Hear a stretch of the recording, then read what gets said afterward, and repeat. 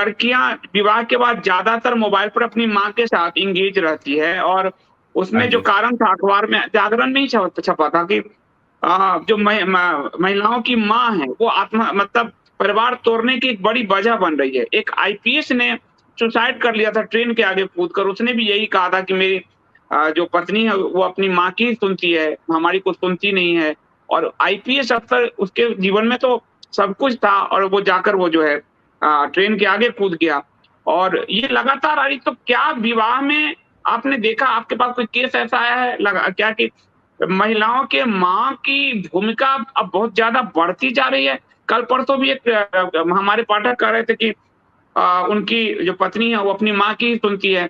3 साल की बेटी हमसे छीन लिया है। हम 3 साल की बेटी को हम अपने से लगाकर अपने साथ सुला नहीं सकते। ये स्थिति कर दी तो आत्महत्या की इच्छा हो रही है। तो क्या ये नया पैटर्न आ रहा है मोबाइल, माँ, ये कुछ ऐसा कुछ? वैसे तो देखा जाए तो रामायण और महाभारत में भी लड़की के मायके से ही आप देखेंगे कि चाहे वो शकुनी आए हों, चाहे मंथरा आए हों, तो वो कहीं-कहीं दिखा है। लेकिन अब ये सर्वे में परिलक्षित हो रहा है, तो ऐसा कुछ आपको दिखा है हाँ, केस? इसमें आपने बिल्कुल मतलब सही बताया कि इसमें माँ का या लड़की के परिवार का जो रोल है वो रीसेंट टाइम्स में जो है वो और भी प्रोनाउंस्ड हो गया है, वो बढ़ गया है। पहली बात तो ये है कि आज का जो पुरुष और नारी का संबंध है वो काफ़ी जो है वो बदल गया है, वो कॉम्प्लेक्स हो गया है। महिलाओं के अंदर, लड़कियों के अंदर एक जो है जागरूकता आई है, उनकी नीड्स हैं, उनकी डिमांड्स हैं, जो पहले से अगर हम पिछले 2-3 जनरेशन्स को देखें, उससे काफ़ी ज़्यादा है। आज लड़कियां जो हैं वो चुपचाप अब जैसे अगर मैं अपने पेरेंट्स का या ग्रैंड पेरेंट्स का जनरेशन देखूं, हमारी माएँ, हमारी ग्रैंड मदर्स जो है चुपचाप बात सुन लेती थी, वो उनका एक रोल था। जो आज की जो नारी है, जो लड़की है, वो ये सब चुपचाप नहीं सुनती है जैसे पहले जो है ये सुनते थे। तो आज के रिलेशनशिप्स जो हैं वो पहले से ज़्यादा कॉम्प्लेक्स हो गए हैं, इतने सिंपल नहीं हैं। तो जब रिलेशनशिप कॉम्प्लेक्स हो जाता है तो मन में बहुत सवाल खड़े होते हैं, और ये सवाल जो है वो एक विवाहित महिला के लिए वो उसका हस्बैंड जो है देने में सक्षम नहीं होता है, क्योंकि पुरुष जो हैं उनकी इतनी जो है ग्रोथ नहीं हुई है कि वो इन सवालों का जो है जवाब दे सके। तो मैं पुरुष को दोषी दोषी नहीं मान रहा इसके लिए।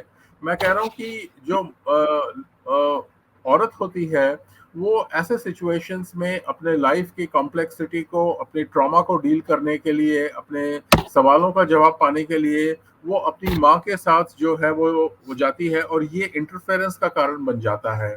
ये एक बहुत ही मेजर फैक्टर है जिसमें ये आवश्यक है कि जो विवाहित महिला हो वो अपने विवाह के जो संदर्भ में जो भी इश्यूज हैं वो अपने पति के साथ उसके साथ डिस्कस करे।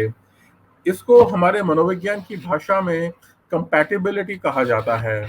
अब अगर आप देखें कि जो आधुनिक मैरिज है या रिलेशनशिप है उसको हम कैसे मेजर करते हैं कि वो जो है एक स्टेबल अच्छा मैरिज है, तो ये एक मनोवैज्ञानिक हैं, बहुत प्रसिद्ध हैं, उनका नाम है गॉटमैन, जॉन गॉटमैन।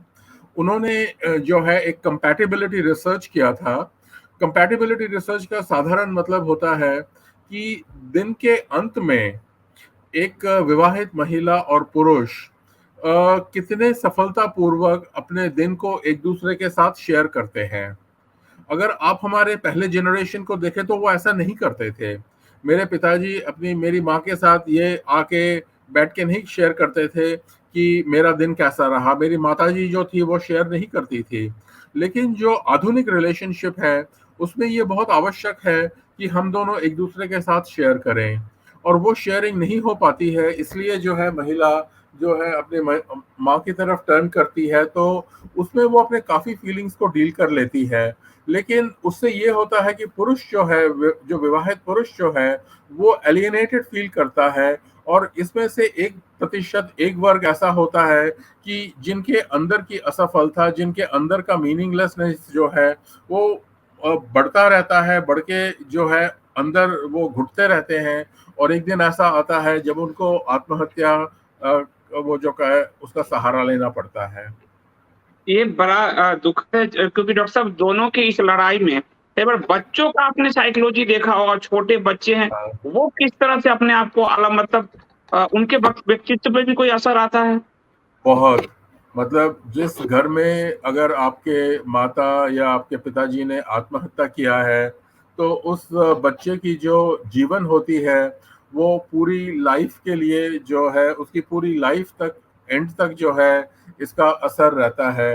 इनफैक्ट हमारे सुसाइड प्रिवेंशन स्ट्रैटेजीज में हम ये सिखाते हैं कि अगर कोई बहुत स्ट्रांगली सुसाइड के लिए सोच रहा है या डिसीजन लिया है, तो हम उसे कहते हैं कि आप कल्पना करो कि अगर आप आत्महत्या करते हो, तो आपके बच्चे के ऊपर क्या असर पड़ेगा, उसको किन चीज़ों का जो है सारे जीवन भर सामना करना पड़ेगा, और किन चीज़ों का जो है जीवन भर दूसरों को जवाब देना पड़ेगा। क्या आपने सोचा है कि आपका बच्चा जो है आपके इस डिसीजन से कितना ट्रबल्ड होगा? तो ये एक फैक्टर है जो लोगों को डिटर करती है, क्योंकि लोग जब आत्महत्या करते हैं, तो वो बहुत ही सेल्फ सेंटर्ड हो जाते हैं। वो ये नहीं सोचते कि मेरे आत्महत्या से बाकियों पर, मेरे परिवार पर, खासतौर से मेरे बच्चों पर, उनके आने वाले जीवन पर जो है क्या इम्पैक्ट, क्या असर पड़ेगा। तो जब वो ऐसा सोचते हैं, तो उनकी सुसाइड करने की भावना जो है वो धीरे धीरे कम हो जाती है।